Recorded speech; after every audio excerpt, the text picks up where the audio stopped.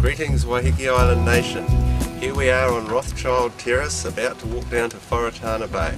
As you can see, it's a bit wet, so we've got the right footwear. We're on our way.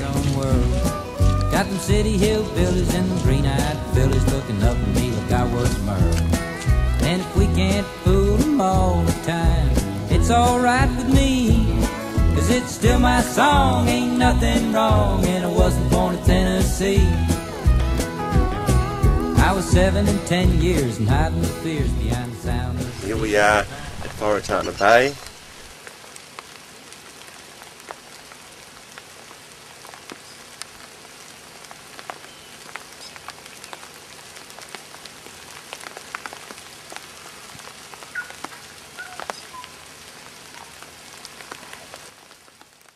We've got the car ferry across Putiki Bay there. We've got Auckland Bay over there, Tufau Bay further along. Up to this point here is reserve, and this is the Holyoke development which the council saw fit to bring down the hill and place in here between the reserve and the embankment. Of course, there's a good building posse up on the top. Initially there's going to be a boat shed going in towards where the water tank is. That's been pulled forward. At the front of the boat shed's about 12 metres long that way. At the front of it there are bunks and then a ramp. The ramp comes right to the reserve boundary. In here is a visitor... the reserve boundary, is it that fluoro netting? Yeah. Further around here, this base here is for a visitor facility. It's got a 24 metre spread, up to 5 people in here. On the dig out, they have hit middens in here, and that's not surprising, because this whole area, the whole front of the bay, right up along the ridge, beyond the Pūtakawas, is all a scheduled archaeological surround site. In other words, they know there's archaeological treasures in here, and yet the council still put the development bullseye in the middle of this surround archaeological. This site is not just an historic house, it's also a site where we have related historic features. A brick-lined well over there.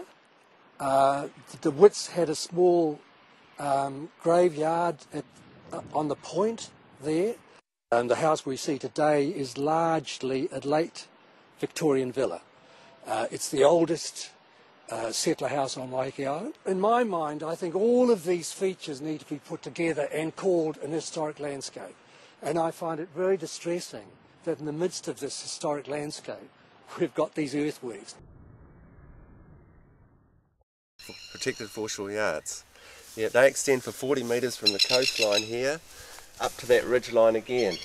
So they're not only within the archaeological surrounds, they're within the protected foreshore yards. Sure, how is that allowed to happen? Well, there's been all sorts. What they play is they play the operative plan up against the proposed plan, and they're shifting the criteria all the time. Basically, the real concern is, how did they ever allow this to go ahead non-notified, which would have brought all those things about foreshore yards and the archaeological surrounds and that to the forefront, and probably this development would never have had a shot at going ahead. Now so the process where the decision that is made not to notify it, which means this whole thing kind of happens under the radar, who makes that decision? Well, Auckland Council makes the decisions, as the local board chairwoman Faye Storer said, oh, they're the experts, but you can see they're not the experts, they don't know. Now, I spoke with the senior archaeologist for Auckland Council, Vanessa Tanner, and asked if she had been notified by the council about this development, and she said no, she hadn't. And I said, well, what do you think about that? And she said, well, that's my question too, why didn't it happen? And so what happens now? What happens now is we've got it stopped at the moment. We thought we had a really good chance of really pulling the plug on it, because the Historic Places Act is outside the Resource Management Act, which is just been turned inside out with the Simplifying and Streamlining Act 2009, national government, so the whole thing's sort of worthless. And so what we're up against is that these buildings here have been prefabricated, so they're made and they're ready to go on here.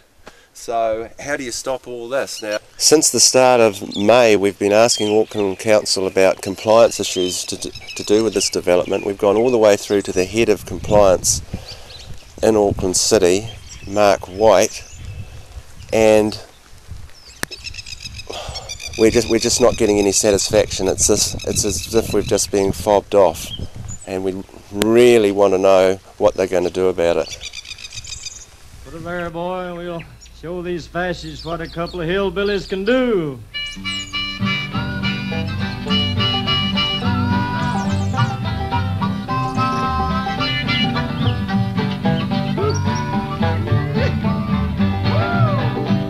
Well, I'm going to tell you fascists, you may be surprised. People in this world are getting organized. You're bound to lose. You fascists bound to lose.